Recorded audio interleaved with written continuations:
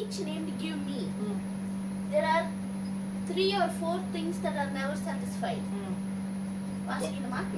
தா என்கிற 2 குமார்த்திகள் அட்டைக்கு உண்டு.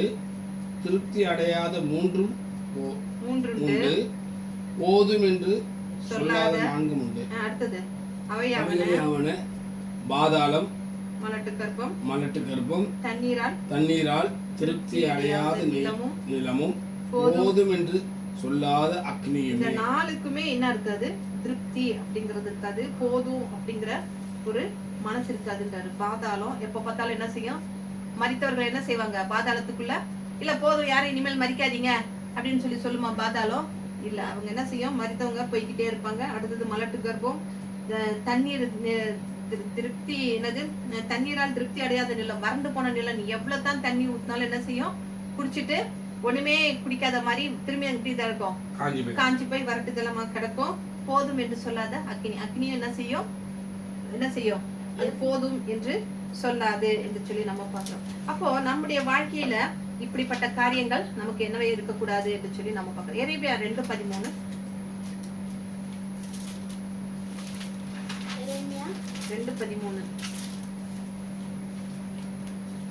என் ஜனங்கள் 2 தீமையை செய்தார்கள். You my people have sinned in 2 ways. You have rejected me, the source of life-giving water, and you've tried to collect water in cracked and leaking pits dug in the ground. என் ஜனங்கள் 2 தீமையை செய்தார்கள். தண்ணீர் நிற்காத வெடிப்புள்ள தொட்டிகளை, என் ஜனங்கள் 2 தீமைகளை செய்தார்கள். ஜீவ தண்ணீர் ஊறுகிற என்னை விட்டு விட்டார்கள். தண்ணீர் நிற்காத தொட்டிகளாகிய வெடிப்புள்ள தொட்டிகளை தங்களுக்கு வெட்டி கொண்டார்கள். அப்போ அவர் என்ன சொல்கிறாரு?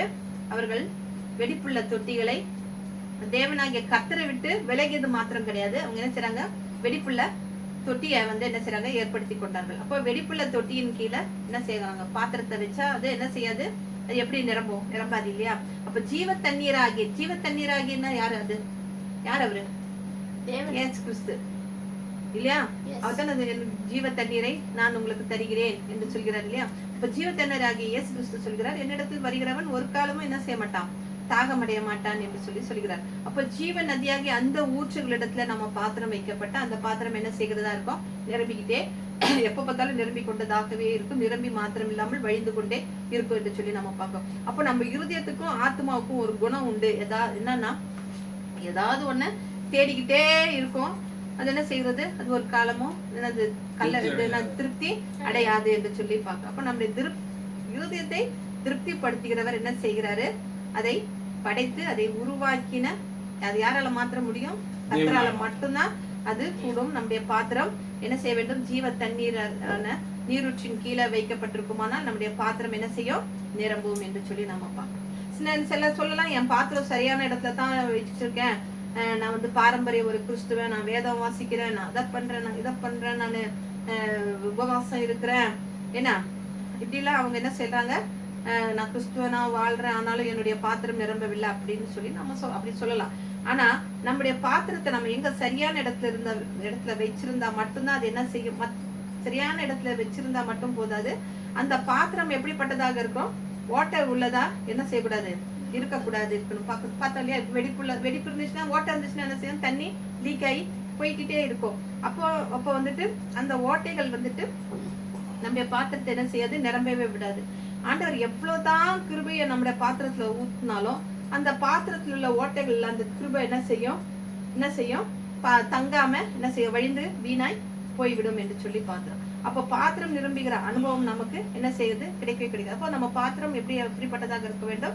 வெடிப்புள்ளதாக இருக்கக்கூடாது என்று சொல்லி நம்ம பார்க்க வேண்டும். நம்முடைய நம்பிக்கை ஜீவ தண்ணீராகிய இயேசு கிறிஸ்துவின் மீது நம்ம வைக்க வேண்டும் என்று சொல்லி பார்க்கிறோம். அப்போ நம் பாத்திரத்துல எப்பவுமே என்ன இருக்குது? ஒரு அதிருப்தி. என்னத்தான் கொடுத்தாலும் சிலருக்கு என்ன இருக்காது? திருப்திங்கிறதே இருக்காது என்று சொல்லி நம்ம அப்ப அதிருப்தி அப்படிங்கிற ஒரு ஓட்டை, முதல்ல ஒரு ஓட்டை, என்ன ஓட்டை? அதிருப்தி அப்படிங்கிற ஒரு ஓட்டை இருக்குமானா அந்த பாத்திரம் என்ன செய்யாது? நிரம்பாது. அது எப்படிப்பட்டதா இருக்குமோ அது அடிப்பாகம் உடைந்து போன ஒரு பாத்திரத்துக்கு சமம் என்று சொல்லி. அப்ப அடிபாகம் உடைஞ்சு போச்சுன்னா என்னாகும்? போற தண்ணி எல்லாம் என்னாகும்?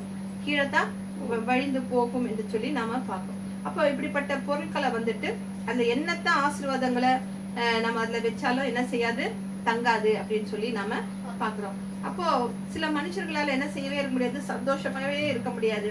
என்னத்தான் நேர்த்தியான பொருள் எல்லாம் அவங்களுக்கு செல்வம் கிடைச்சாலும் சரி, எது கிடைச்சாலும் சரி, அவங்க என்ன செய்யறாங்க, மத்தவங்க கிட்ட இருக்கிறது அவங்க கிட்ட எல்லாமே இருக்கும். ஆனா மத்தவங்க கிட்ட இருக்கிறத பார்த்து என்ன செய்வாங்க, அவங்களுக்கு வந்துட்டு ஐயோ இவங்க கிட்ட எல்லாம் இந்த பாத்திரம் இருக்கு அப்படின்னு சொல்லிட்டு உடனே என்ன செய்வாங்க, அத உடனே அவங்க என்ன செய்வாங்க, அந்த பாத்திரத்தை அதே மாதிரி அந்த பாத்திரத்துல என்ன செய்வாங்க, அவங்க வாங்கி வச்சுக்குவாங்க.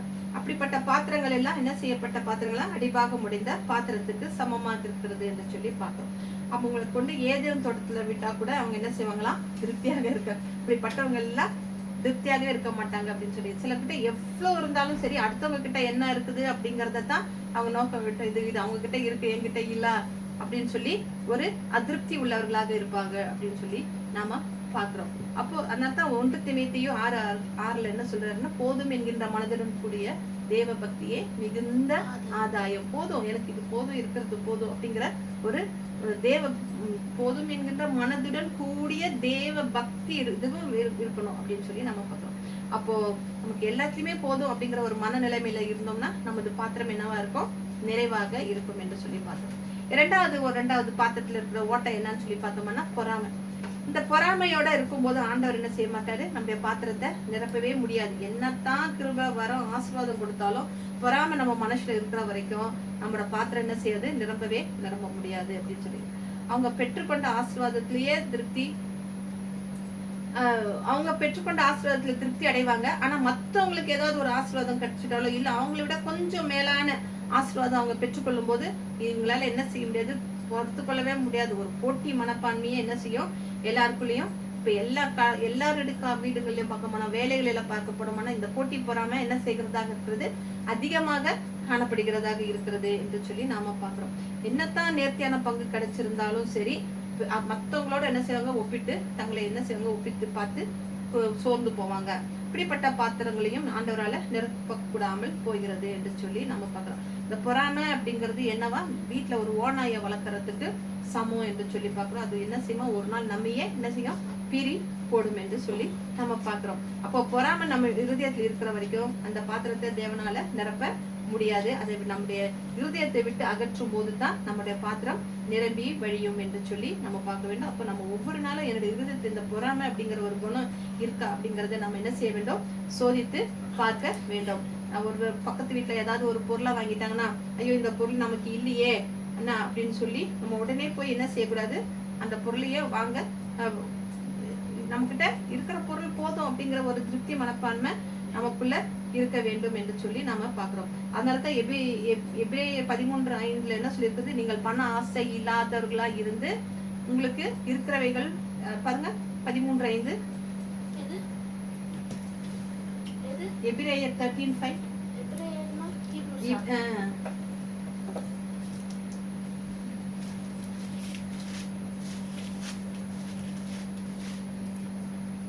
நீங்கள் பண ஆசை இல்லாதவர்களாய் நடந்து உங்களுக்கு இருக்கிறவைகள் போதும் என்று எண்ணுங்கள். நான் உன்னை விட்டு விடுவதும் இல்லை, உன்னை கைவிடுவதும் இல்லை என்று சொல்லி இருக்கிறாரே. அவரே சொல்லிட்டாரு, பண ஆசை இல்லாதவர்களாக நடந்து எனக்கு இருக்கிறது போதும் அப்படின்னு இருங்கள் அப்படின்னு சொல்லி சொல்றாரு. அப்போ இது இரண்டாவது ஓட்டை. முதல் ஓட்டை என்ன, அதிருப்தி. இரண்டாவது பொறாமை.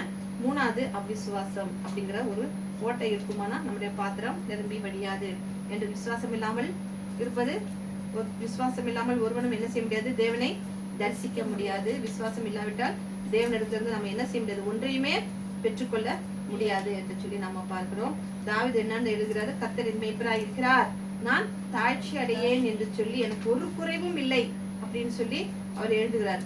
அப்போ கர்த்தர் நமக்கு மேய்ப்பரா இருக்கும் போது நமக்கு என்ன செய்ய முடியாது, ஒரு குறையும் ஏற்படாது என்று சொல்லி நம்ம பார்க்கிறோம். நமக்கு நிறைய வாக்கு திட்டங்கள், விசுவாசத்தை குறித்து நிறைய வாக்கு திட்டங்கள் நமக்கு கொடுக்கப்பட்டதாக இருக்கிறது என்று சொல்லி பாக்குறோம். அப்போ அதை நாம விசுவாசிக்கணும், அதை பெற்றுக்கொள்ள வேண்டும். அவிசுவாசம் நம்முடைய பாத்திரத்துல இருந்தா ஜீவ நீரூற்றுக்கு கீழே நம்ம பாத்திரத்தை வைத்தாலும் அது நிரப்பாது என்று சொல்லி நம்ம பாக்குறோம். எபிரேயர் 11:6 நம்ம பாக்குறோம், நம்ம ஜெபத்துல கேட்கிறத ஆண்டவரிடத்துல என்ன செய்ய முடியும், பெற்றுக்கொள்ள முடியாத அவிசுவாசம் நமக்கு என்ன செய்கிறதா இருக்கிறது, தடையாக இருக்கிறது என்று சொல்லி நாம பாக்குறோம். அப்ப நம்ம செபிக்கிற காரியங்களை விசுவாசத்தோடு ஜெபம் செய்யும் போது நம்ம என்ன செய்ய முடியும், பெற்றுக்கொள்ள முடியும் என்று சொல்லி பாக்குறோம். அப்ப இந்த 3 காரியங்கள், அதிருப்தி, பொறாமை, அவிசுவாசம், இந்த 3ஐயும் என்ன செய்ய வேண்டும், நம்மை விட்டு விலகும் பொழுது அந்த பாத்திரம் நிரம்பி வழிகிறதாக இருக்கிறது. ஏன் நம்ம பாத்திரம் நிரம்பாமல் இருக்கிறது என்று சொன்னால் இந்த 3 காரியங்களை நம்ம பார்க்கிறோம். அப்போ 4வதாக நம்முடைய பாத்திரம் எங்கே எப்படி நிரம்புகிறது என்று சொல்லி பார்க்கலாம். ரோமர் 8:32.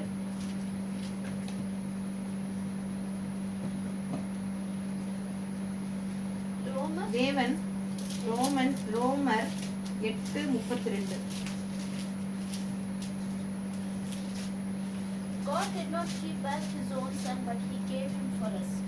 If God did this, won't he freely give us everything else? தேவன் தம்முடைய சொந்த குமாரன் என்றும் பாராமல் நம் எல்லாருக்காகவும் அவரை ஒப்பு கொடுத்தவர். அவரோடு கூட மற்ற எல்லாவற்றையும் நமக்கு அருளாதிருக்கிறது எப்படி என்று சொல்லி நம்ம பார்க்கிறோம். தன்னுடைய ஒரே பேரான குமாரனை சிலுவிலேயே ஒப்பு கொடுத்த தேவன் இந்த இன்மைக்குரிய ஆசீர்வாதங்களை நமக்கு நிச்சயமாக அருளுவார் அப்படிங்கிற வார்த்தைகள் இந்த காரியத்தை நமக்கு விளக்கி சொல்லுகிறதாக இருக்கிறது என்று சொல்லி பார்க்கிறோம்.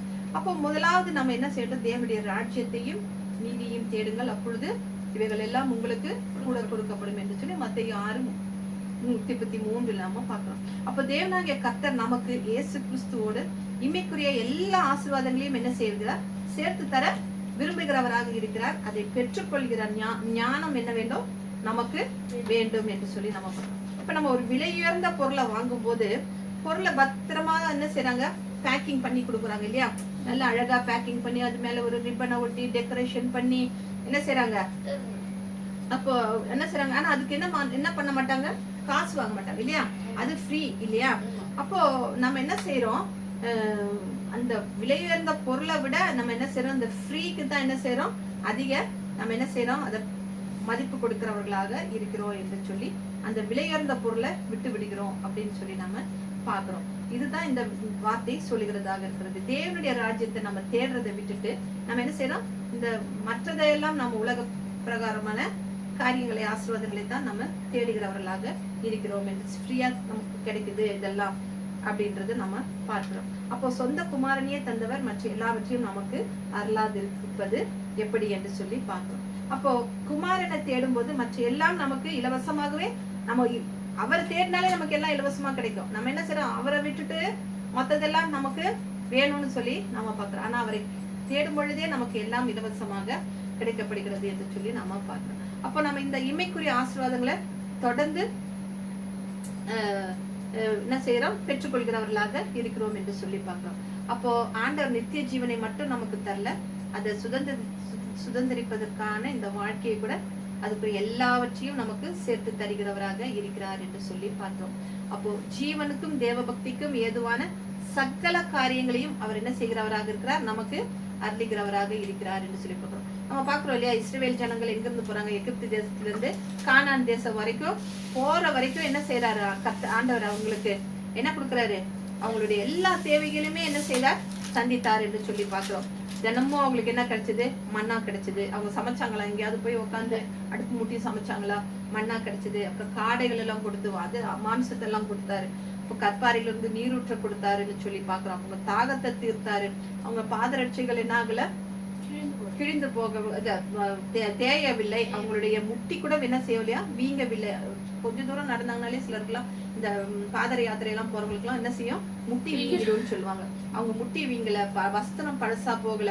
அப்ப அவங்களை அப்படியாக பாதுகாத்து பராமரித்து ஆதரித்து என்ன செய்தாரு, வனாந்திர ஜீவியத்துல அவங்களோட மேக ஸ்தம்பமாக இருந்த, இரவில் அக்னி ஸ்தம்பமாக இருந்து என்ன செய்தாரு, அவங்களுக்கு வெளிச்சம் காட்டி அவங்களை கானான் தேசத்தை சென்று அடைகிற வரைக்கும் அவர் எல்லாவற்றையும் செய்தார் என்று சொல்லி பார்க்கிறோம்.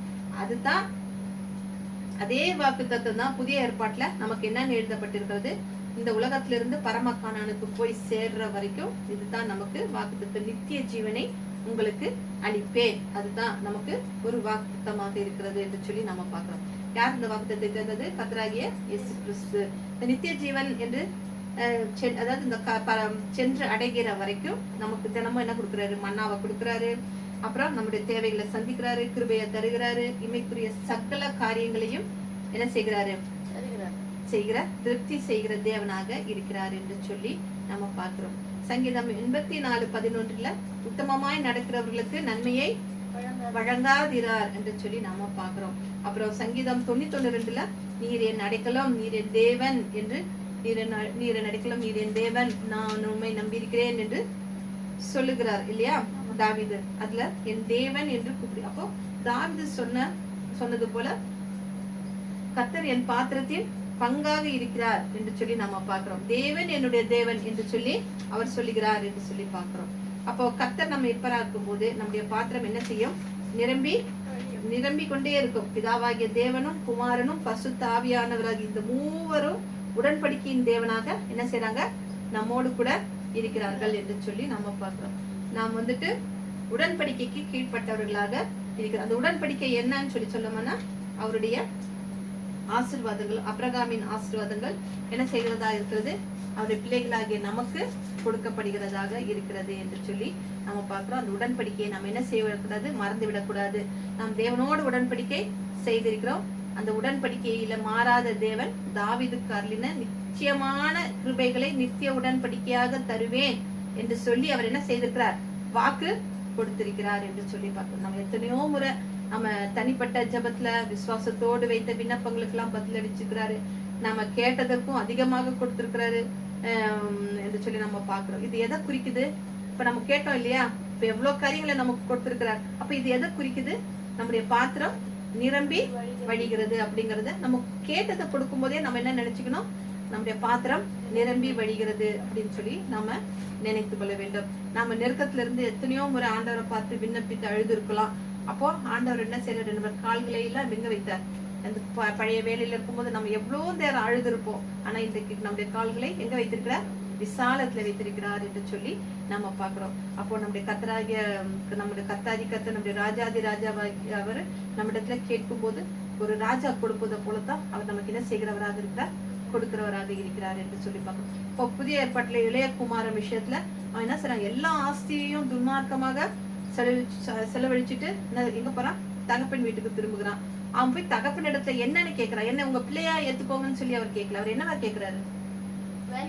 என்னை வேலைக்காரனாக, என்னை உங்க வேலைக்காரர்ல ஒருவனா என்னை சேர்த்துக்கொள்ளும் அப்படின்னு சொல்லிதான் அவன் என்ன செய்யறான்? தன் தகப்பன் இடத்துல நாம அவன் கேட்கிறான். அது போலதான் நாமளும் இளையகுமாரனை போல நம்ம ஜெபித்திருக்கலாம். நம்ம விட்டு தூரம் போயிட்டோம்பா, நீங்க அந்த இளையகுமாரனை போல உங்களுடைய வேலைக்காரர்ல ஒருவனாக என்னை சேர்த்துக்கொள்ளும் அப்படின்னு ஜெபித்திருக்கோம். ஆனா அவர் நம்மை வேலைக்காரனாக வைத்துக் கொள்ளாமல் என்னவாக வைத்துக் கொள்ளுகிறார்? என்னவாக வைத்துக் கொள்கிறார்? நம்ம புத்திர ஸ்வீகாரத்தின் ஆவியை கொடுத்து நம்ம அவரை பிள்ளையாக அங்கே வைக்கிறார் என்று சொல்லி நாம பாக்குறோம். அந்த தகப்பன் தன்னுடைய இளைய மகனுக்கு அந்த பழைய வஸ்திரத்தை எல்லாம் கலைந்து போட்டு அவனுக்கு புதிய வஸ்திரத்தை தரித்து அவனுடைய கையில மோதிரத்தை அணிவித்து அவனுக்காக ஒரு கொழுத்த கன்றை அடிக்கிறார் அப்படின்னு சொல்லி பார்க்கிறோம். அப்போ அந்த இளையகுமாரனுடைய பாத்திரம் என்ன செய்திருக்கோம்? நிரம்பி வழிய செய்திருக்கோம். அதே போலதான் நம்முடைய வாழ்க்கையிலையும் நம்முடைய பாவங்களுக்கு தக்கதாக என்ன செய்யவில்லை? நம்மளும் பாவம் அந்த இளையகுமாரனை போல என்ன செஞ்சோம்? பாவம் செய்திருக்கிறோம். அதே போல நம்ம நடத்தாம கிருபையின்படி அவரை நம்ம என்ன செய்திருக்கிறார்? நடத்தி கொண்டிருக்கிறார் என்று சொல்லி நம்ம பார்க்கிறோம். தாவீது ராஜா எழுதுகிறார், தேவரீர் என் பாவத்தின் தோஷத்தை மன்னித்தீர் என்று சொல்லி. அது போலதான் நம்முடைய வாழ்க்கையில நம்முடைய பாவங்கள் என்ன செய்து? நம்முடைய பாவத்தின் தோஷத்தை கர்த்தராகிய இயேசு கிறிஸ்து என்ன செய்திருக்கிறார்? மன்னித்திருக்கிறார். நம்முடைய மீறுதல்களை மறந்திருக்கிறாரு. அவருடைய ரத்தத்தினால அவருடைய பிள்ளையாக நம்மை மாற்றி இருக்கிறார் என்று சொல்லி நம்ம பார்க்கிறோம். நம்முடைய கிழிந்த கந்தைகளை என்ன செய்யறாரு? அகற்றி நமக்கு நீதியின் வஸ்திரத்தையும் ரட்சிப்பின் வஸ்திரத்தையும் அவரு நமக்கு கொடுத்திருக்கிறார் நம்முடைய என்று சொல்லி நாம பார்க்கிறோம். இப்படியாக நம்முடைய அப்போ நம்ம அவர்கிட்ட என்ன செய்ய வேண்டும்? நம்ம அவர்கிட்ட நம்ம கேட்கும் பொழுது, ஜெபிக்கும் பொழுது அவர் என்ன சொல்கிறார்? நான் மெய்யான திராட்சை செடி, என்னில் நிலைத்திருக்கிறவன் என்ன செய்கிறான்? மிகுந்த கனிகளை. அப்ப நம்ம அவருக்குள்ள நிலைத்திருக்கும் பொழுது நம்ம என்ன செய்வோம்? மிகுந்த கனிகளை கொடுப்போம் என்று சொல்லி நம்ம பாத்திரம் நிரம்பி வழிய வேண்டுமானால் நாம் மிகுந்த கனிகளை கொடுக்க வேண்டுமானால் கிறிஸ்துவிலும் அவருடைய வார்த்தைகளிலும் நாம் என்ன செய்ய வேண்டும்? நிலைத்திருக்க வேண்டும் என்று சொல்லி நாம பார்க்கிறோம். அவர் சொல்றார், நீங்கள் என்னிலும் என் வார்த்தைகள் உங்களிலும் நிலைத்திருந்தால் நீங்கள் கேட்டுக்கொள்ளப்படுவது எதுவோ அது உங்களுக்கு அருளப்படும் என்று எழுதுகிறார். யாபேஸ் அவர்கிட்ட கேட்கிறார் இல்லையா, தேவரீர் என்னை ஆசீர்வதித்து என் எல்லைகளை பெரிதாக்கி உமது கரம் என்னோடு இருந்து தீங்கு என்னை துக்கப்படாதபடிக்கு அதற்கு என்னை விலக்கி காத்துக்கொள்ளும் என்று சொல்லும் பொழுது தேவன் அவருக்கு கேட்டபடியே என்ன செய்தார் என்று பார்க்கிறோம். கேட்ட உடனே அவருக்கு பதிலளித்த தேவனாக இருக்கிறார் என்று சொல்லி நாம பார்க்கிறோம். கடைசியாக எல்லாவற்றுக்கும் மேலாக நம்முடைய பாத்திரம் நிரம்பி இருப்பதற்கான அடையாளம் என்னன்னா நம்முடைய இருதயத்துல சமாதானம் என்ன செய்யும், ஆளுகை செய்யும் என்று சொல்லி நாம பார்க்கிறோம். எல்லா புத்திக்கும் மேலான தேவ சமாதானம் என்ன செய்கிறது, நம்முடைய இருதயத்தை ஆளக்கடவது என்று சொல்லி நம்ம பார்க்கிறோம். அப்ப ஆண்டவர் நம்முடைய பாத்திரத்தை எதால நிரப்புகிறார், சமாதானத்தினால் நிரப்புகிறார் அப்படி என்று சொல்லி நாம பார்க்கிறோம். ஹல்லேலூயா. தாமே தந்த இந்த நல்ல வார்த்தைக்காக அவரை நன்றியோடு துதிக்கிறேன். ஆமென். ஹல்லேலூயா. ஸ்தோத்திரம். நன்றி இயேசுவே, நன்றி ஆவியானவரே, நன்றி பிதாவே. உம்மை நன்றியோடு உம்மை ஸ்தோத்திரிக்கிறோம் அப்பா. இந்த நேரத்திலும் ஆண்டவரே நீர் எங்களோடு இந்த முதல் மாதத்தில் முதல் நாளில் ஆமாண்டவரே உம்முடைய பாத்திரம் ஆமாண்டவரே தேவன் அருளிய பாத்திரத்தை குறித்து ஆண்டவரே எத்தனை விதமான பாத்திரங்கள் உண்டு என்று இந்த உலகத்தில் பார்க்கிறோம். ஆனால் அந்த பாத்திரத்தில் எது மேன்மையானது, முதலாவது தேவனுடைய ராஜ்யத்தின் நீதியின் தேடுங்கள், இவைகள் எல்லாம் உங்களுக்கு கூட கொடுக்கப்படும். தாவீது பாருங்க எத்தனை சூழ்நிலைகளில் அவரோடு ஆமாண்ட தேவனோடு சஞ்சரித்தார் என்று நாங்கள் பார்க்கிறோம். ஆண்டவரை எப்பக்க நெருக்கப்பட்ட மடிந்திடாமல் ஆண்டவர் தேவன் காத்தார் என்பதை அவர் சாட்சி பகிர்ந்து கொண்டார். ஹல்லேலூயா.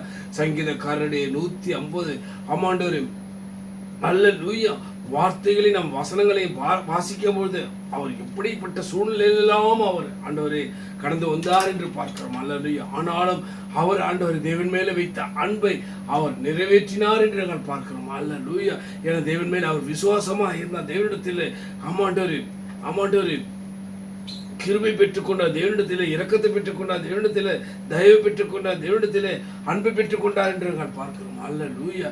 ஏனால் தேவனை முழு மனதோடு எல்லா சூழ்நிலையிலும் அவரை நோக்கி பார்த்து கொண்டிருந்தார். அவர் அவ்வளவு ஏக்கத்தோடு தேவனோடு சஞ்சரித்தார் என்று நாங்கள் பார்க்கிறோம். ஹல்லேலூயா. அதனால தாவீது இருதயத்துக்கு ஏற்றவன் என்று சொல்லப்பட்டது. ஹல்லேலூயா. சோத்திரம். ஆண்டவரே உமக்கு நன்றி சொல்கிறோம் அப்பா. ஆமா ஆண்டவரே. ஆகல்தான் ஆண்டவரே நாங்கள் இந்த நாளிலும் கேட்ட செய்தி ஆண்டவர் இந்த வாழ்நாள் முழுவதும் மரண பரியதும் இந்த வார்த்தைகளை எங்கள் ஜீவனிலே நிலைத்திருக்கும்படியாக நாங்கள் திரும்ப திரும்ப இந்த வார்த்தைகளை கேட்டு இந்த வார்த்தைகளை வாசித்து இந்த பாத்திரம் அப்பா எப்படிப்பட்டதா இருக்க வேண்டும் என்பது எங்களுக்குள்ள இருக்கிற அந்த ஆமாண்டோரை குறைவுகள் எல்லாம் நிறைவாக முடியாய் ஆமாண்டோரை வெடிப்புள்ள பாத்திரமாய் இராமல் அப்பா நிர்மழிதற்கு ஒரு நல்ல பாத்திரமாய் ஆண்டவரே ஆமாண்டோர் இந்த கசப்பு வைராக்கியம் மூர்க்க தர்க்கம் கோபம் எரிச்சல் ஆமாண்டோரை பொறாமை பெருமை இவைகள் எல்லாம் எங்களை ஆண்டவரே ஆமாண்டவர் எங்கள் பாத்திரம் நிரம்பி வழிய செய்யாததாய் இருக்கிறது என்று நாங்கள் பார்க்கிறோம். ஆண்டவரே ஆமா இவைகளிலிருந்து எங்களுக்கு விடுதலையாக்கி நிரம்பத்தக்கதான ஒரு பாத்திரமாய் எங்களை வணைந்திருங்கப்பா. ஏனென்றால் நாங்கள் இருக்கிற காலமெல்லாம் உடைய நன்மைக்கு இருப்பது இம்மைக்கும் அருமைக்கு நாங்கள் சொந்தக்காரராக இருக்க வேண்டும் என்பதே அப்படி சித்தமாக இருக்கிறது என்று நாங்கள் பார்க்கிறோம். ஆண்டவரே ஆமாண்டவரே ஹல்லேலூயா. இந்த நாளில் நாங்கள் ஆண்டவரே வாசித்த வார்த்தையின்படியே ஆண்டவரை கேட்ட வார்த்தையின்படியே எங்களை நடத்தி கொண்டிருக்கிறீர் என்பதை நாங்கள் அறிந்து நன்றியோடு உம்மை ஸ்தோத்திரிக்கிறோம். ஆண்டவரே ஹல்லேலூயா ஹல்லேலூயா.